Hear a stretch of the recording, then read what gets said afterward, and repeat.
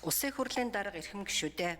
Монгол Улсын засгийн газраас 2026 оны 5 дугаар сарын 21-ний өдөр Улсын их хурлд өргөн мэдүүлсэн уур амьсгалын өөрчлөлтийн тухай хуулийн төсөл болон хамт өргөн мэдүүлсэн хуулийн төслийг үзэл баримтлалын хүрээнд хэлцэх асуудлыг байгаль орчин хүнс хөдөө аж ахуйн байнгын хороо 2026 оны 6 дугаар сарын 3-ны өдрийн хуралдаанаараа хэлэлцлээ.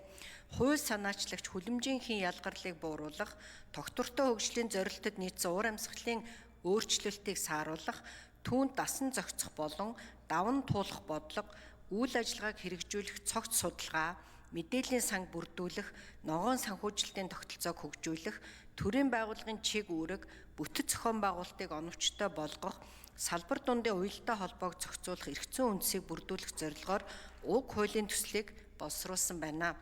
Хуулийг хэрэгжүүлэхтэй холбоотойгоор хуулийн этгээд иргэн, төрийн байгууллага болон улсын төсөвт нэмэлт зардал үүсэхгүй бөгөөд хуульд заасан хүлэмжийнхэн үндэсний тооллого, бүртгэл, уур амьсгалын өөрчлөлтийн судалгаа тайлан боловсруулах үйл ажиллагааг батлагдсан оронтой төсвийн хүрээнд тухай бүрд нь шийдвэрлэх боломжтой гэж төсөл санаачлагч үзжээ. Уур амьсгалын өөрчлөлтийн тухай хуулийн төсөл болон хамт өргөн мэдүүлсэн хуулийн төслийг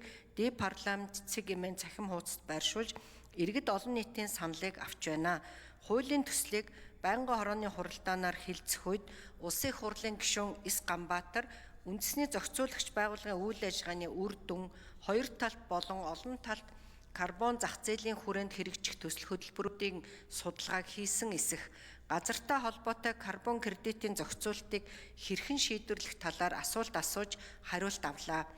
Хуулийн төслийг хэлцэх үед Улсын их хурлын гишүүн С. Ганбаатар хуулийн төслийг үзэл баримтлалын хүрээнд дэмжиж байгаагаа илэрхийлээд хэлэлцүүлгийн явцад төслийн нэр томьёог жигдлэх, зүйл, хэсэг заалтын дугаарыг нийцүүлэх, эрдэмтэн судлаачдын саналыг тусган сайжруулахад анхаарах талаар санал хэлсэн болно. Улсын уур амьсгалын өөрчлөлтийн тухай болон хамт өргөн мэдүүлсэн хуулийн төслийг байнгын хорооны хуралдаанд оролцсон гишүүдийн олонх нь дэмжиж, чуулганы нэгдсэн хуралдаанаар хэлэлцүүлэх нь зүйтэй гэж үзлээ.